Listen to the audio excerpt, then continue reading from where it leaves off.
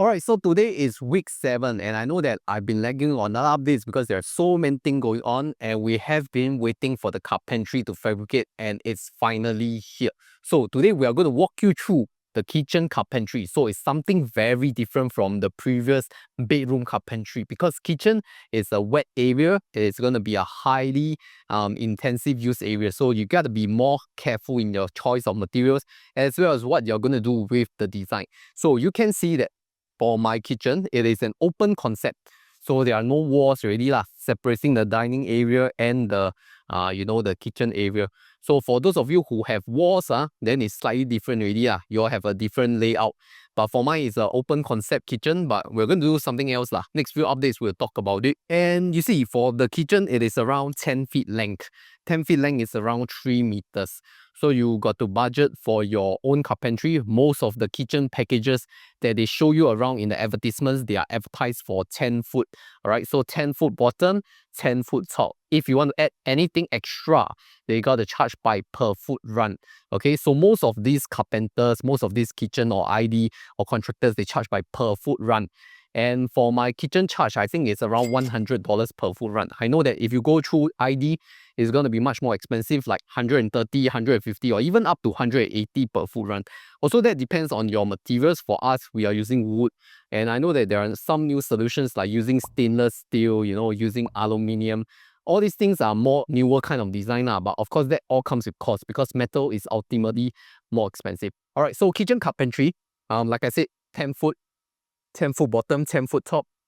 Some of these kitchen packages, they will include the cement flooring, all right? The cement is the elevated height for you to mount your wooden bottom cabinets on top of it. So why cement is because in the past, people used to use water to wash the entire kitchen floor to remove all the oil stains and whatever dirt. But nowadays, people rarely pour water on their kitchen floor already. So this kind of thing is optional, but I think it's good to have if you have the budget. For myself, the kitchen cement base, or you call it mortar base, is around $40 per foot run. So 10 foot will cost you $400. Okay, but for my kitchen, right, the basic package is only this 10 foot. So what you need to add in is this additional L shape. This is additional length that I have to add in, so additional cost. Okay, we'll go into the more details of the costing. All right, so I know a lot of you have many questions on reno, kitchen, living room. So you can join me at Honey Money SG Telegram group of close to 18,000 members, firstly to build your wealth, and then maybe you can find like-minded people asking about reno questions, what the best way to pay for reno, and what are the best ways to finance your property. So join us at Honey Money SG. But I'll tell you what my kitchen package consists of. So it's below 4K. I think now they raised price already. But what does it consist of? Firstly, is the kitchen base, 10 foot. All right, bottom cabinet, 10 foot. Okay, then inclusive of countertop. This is quartz countertop, the most basic one. So 10 foot. It also consists of the top cabinets, 10 foot.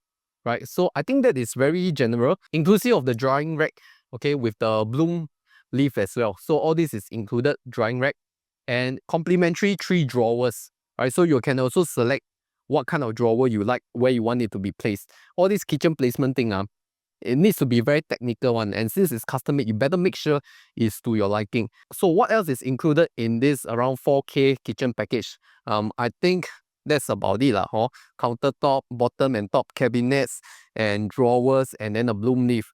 Okay, what is not included? The rest is add-on already. Kitchen cabinet, you may see like 4K, very affordable, right? 4K quite affordable, but wait, things will slowly add on one. I will tell you what is not included. Firstly, backing. Backing is not included. You see, most of these houses, they would usually they leave it bare if they don't cook much, but most of the time people use glass backsplash, which is around $50 per foot, around 50 to 60 or even 70. Mine, I'm using quartz. So I use the quartz, same quartz company, okay, use it on top.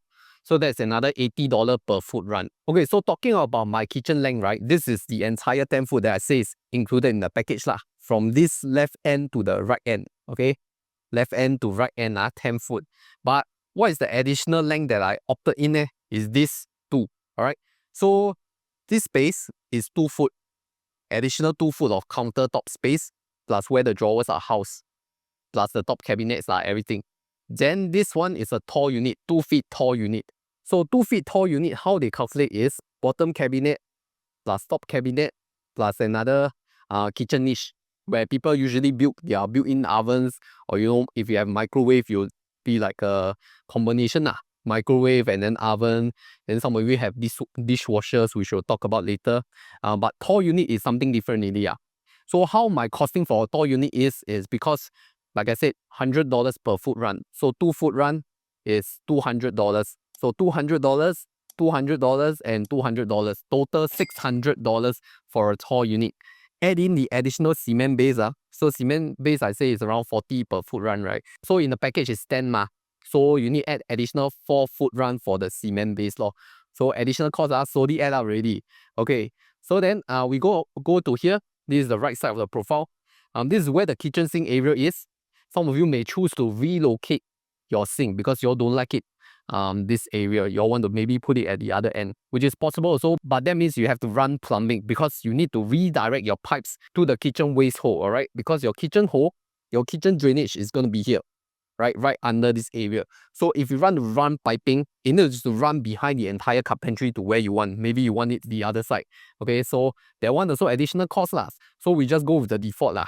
Okay, then usually your drying rack is right on top of this kitchen sink, right? And for drying racks, some of you may want the door, some of you may not want the door. So maybe if you don't want the door, because most of the people also open their door to let it dry, then maybe you can save some cost on this bloom thing. Okay, ask your carpenter or contractor for discount if you're not adding in. For us, we chose to opt in. Alright, so the material of your kitchen drying rack, there is also 2 kinds. One is the glass kind where you can see through. Some of you have black frame, white frame.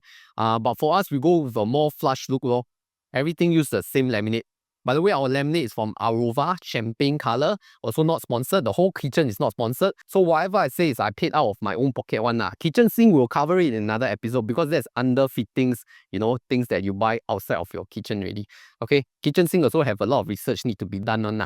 Okay, even the entire hood and hob combination, also another episode because all these are electrical and cooking appliances. Okay, but kitchen planning is very important because if you look over here, there is a pipe. Okay, right behind this carpentry, there are pipings.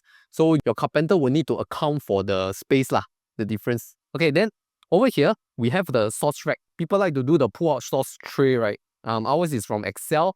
Again, not sponsored. Okay, stainless steel. The carpenter just add it in for us. They have like contractor discount or something . So some of you may use Bloom, some of you may use like Taobao purchase one. Up to you. We just chose Excel out of convenience from the contractor. Additional cost also because it's not included one unless your contractor feel free for you. Which also means now you see there's this countertop space between the hob and the sink. And this is where we chose to put our sauce rack.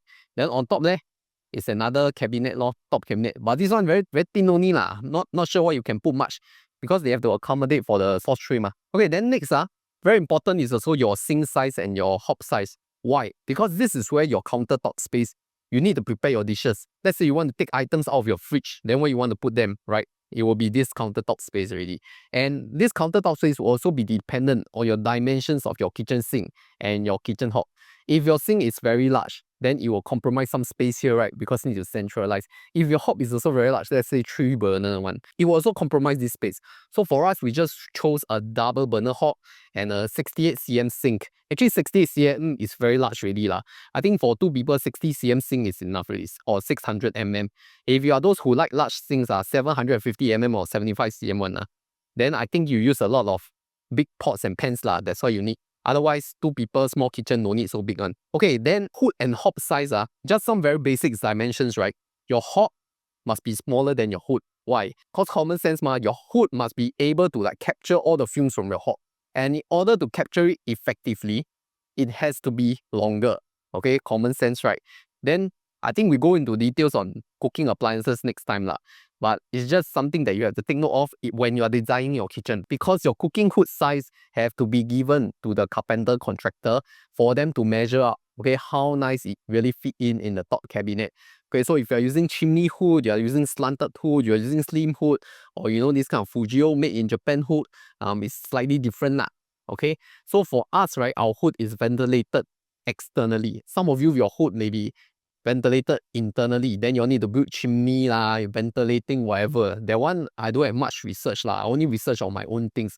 Okay, so that one you have to do your own research lah, whether it fits. Okay, so coming to the bottom of the hob, right? This is where some people may choose to do drawers. Okay, for us it's just casement. Okay, there's no drawers. If you want to add in, it's additional cost. Like I said, package everything, the price very nice until you decide to do some customization, right? So drawers, I think is good if you have a lot of things to store because you cannot reach inside, right? You need to take out all the heavy thing. Then that's where your gas pipe is also in. Okay, then some of you may also choose to insert a dishwasher here, which also means that if you have a dishwasher, your tabletop height must be at least 90 cm already to accommodate the dishwasher. And for our countertop height, it is around 86 centimeters. So 5 cm will come from the cement base, 2 cm will come from the quartz top. So if you minus away 7 cm, that's around 79 cm for the bottom cabinet. If you're using sintered stone, which is mostly like 12 mm or 1.2 cm, then this thing will be thinner lah. So quartz top versus sintered stone, which one is better? I think that one really depends on yourself. We chose quartz because of cost concerns, and also quartz is more recommended. When I saw all the Xiaohongshu, right, they recommend 石英石 or quartz. No one really recommends sintered stone, but I think sintered stone is very popular in Singapore. Maybe the quality of sintered stone is better in Singapore, I don't know, but we just chose quartz lah, because otherwise, if we put everything sintered stone or countertop and backsplash, it's gonna be very expensive. Okay, sintered stone is built ultimately more expensive than quartz. And quartz is also not bad Quartz is also considered a very durable material, but it's gloss finish which means it has some reflective surfaces. And you know, quartz has been around for many years, so it may look a little bit dated in terms of the design. Sintered stone is something quite new one, like the last 10 years that it come out. So quartz versus sintered stone, I have no opinion. I chose quartz because cost concerns, and also I just want to do everything flush, right? One piece. Okay, so for some of you who are doing glass backsplash, some of you may have skirting, all right? Skirting at the back. We particularly do not want the skirting. That's why we chose like quartz profile for both of the countertop and the backsplash. If you're doing for just countertop and glass backsplash, maybe there will be a skirting, which is double things to clean because now something like this, right? You have 2 layers of silicone, one here and one here. And the more silicone you have, the more grime, the more mold, the more dirty things that is going to get stuck. 卫生死角, we call that, right? Things that are difficult to clean. And all these will accumulate dust on. Okay, if you don't wipe it or clean it well enough, it will accumulate dust. So that's why we really don't want this. And we specifically told our contractor that don't put skirting behind this. Okay, we'll just do full quartz profile. Okay, one thing we haven't installed yet is the LED lights under the kitchen panel. So in order to install kitchen LED, your carpenter, your kitchen contractor will need to like cut out a pelmet. There is a little hole that allows you to insert the LED strip lights within the cabinet, and then there's a diffuser.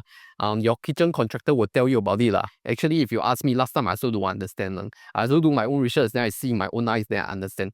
Okay, then coming to wall sockets, you realize why we don't have any wall sockets on now. Where are all our wall sockets? For whatever backsplash that you have, they will have to cut a hole to insert your wall sockets, right? Whether it's a double or single.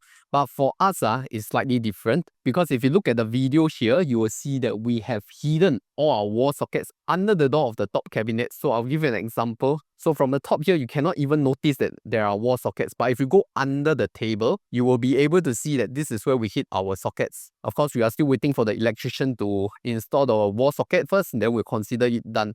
Okay, but one thing very important is also your corner. Why the corner? Is because corner is very difficult to reach. There's going to be a hidden space here, which means these are for things that you don't reach for very often, because most of your things, if you want to reach often, it will be near the door, right? Likewise, for the bottom corner, you see here, some people install like pull-out mechanisms for you to like pull out, okay? All these very nice fancy thing, but cost some money. So if you have a lot of kitchen appliances, you have a lot of pots and pans, you have a lot of plates that you want to put in, then of course you have to buy your own accessory. All this is not included one. But of course your carpenter or kitchen contractor can install for you. Maybe additional costs. Okay. You will notice this very little small strip. So what is this? This is the gas pipe. We talked about it in the earlier video. Just that last time the gas pipe was exposed. Now the kitchen contractor have to at least put some wood over it, place some laminate, and then even have the quartz stone to cover it to make it nicer. So if you're wondering what is this, if you have a gas pipe running through here, it will appear. Then if it don't appear, either you're using induction, you don't want it to appear. Induction will just have everything gone lah, because it's using electric mah, no gas pipe. Which brings me to a point of induction hob versus gas hob. Which one is better? That one is also another video. Okay, but I think if you don't cook much, induction may be easier to maintain because you don't need wok hay, right? If you want a gas fire, you want to do wok hay, you want to do heavy Chinese cooking one, then maybe the gas hob is better lah. You want to be like Chef Wang Gang, very good fried rice. All right, so coming to the drawers already. Okay, drawers, some of you all see the home reno videos, they have like very short drawers, very thin drawers, like 45 cm. Ours is 2 feet long, 60 cm. So we specifically chosen our drawers to be put here. Otherwise, it will be squeezed by the other side of the cooking side and the washing side.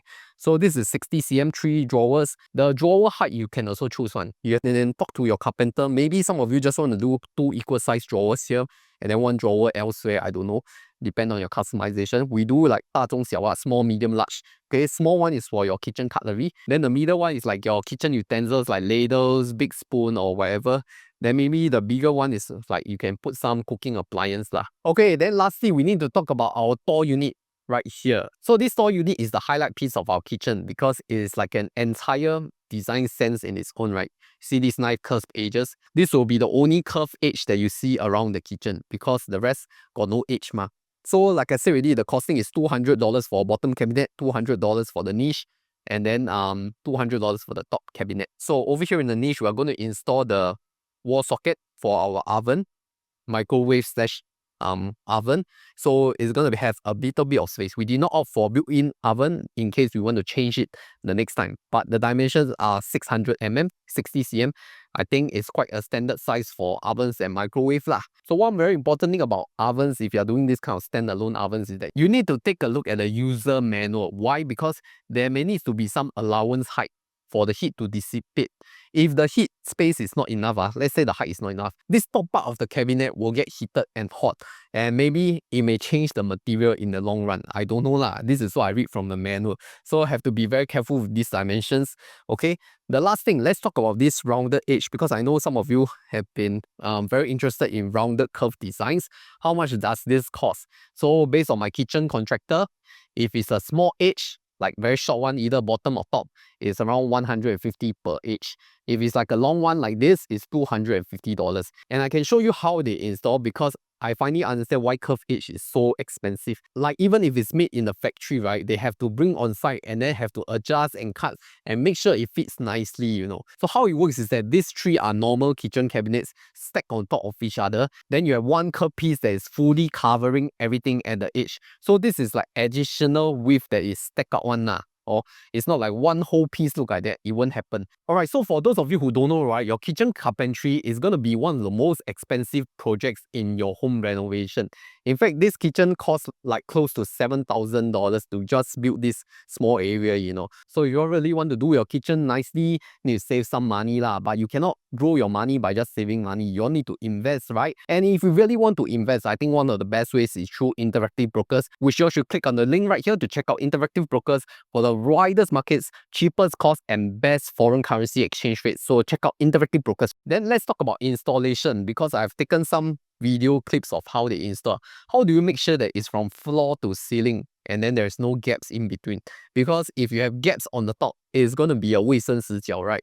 There's going to be a lot of dust, dirt trapped there, and then sometimes you have lizard. So it's very important to conceal everything, right? Conceal to the ceiling. So how it works is firstly, it comes in 3 stages. Firstly, they have to build your mortar base, right? The cement base. Okay, that one finished already. Then the kitchen carpentry contractor will come and measure, all right, the length. Then they will first install the bottom cabinets or the top cabinets first. Then after that, they will add a pelmet at the top. So this is a pelmet. This one is additional one. So if you look at the original video, right, the top cabinet, there is going to be a gap here one. So this is additional piece of plywood that is going to cover the top. So that is how they conceal. It's not like everything come like that, fit nice one. It's like they slowly build it like Lego. So that's how kitchen carpentry work lor. If you see all those home reno videos, they never really explain to you because they will never be on site. But you see, I'm always on site and I'm always taking the videos to make sure that I really understand because this is going to be my first renovation.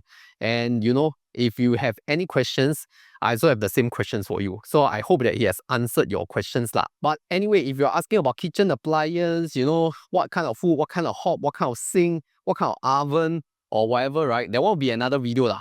separates, okay? Because this one is really all about kitchen carpentry. So I hope you enjoyed this kitchen carpentry sharing, and if you haven't checked out my earlier video on the update, then you can check it out right here.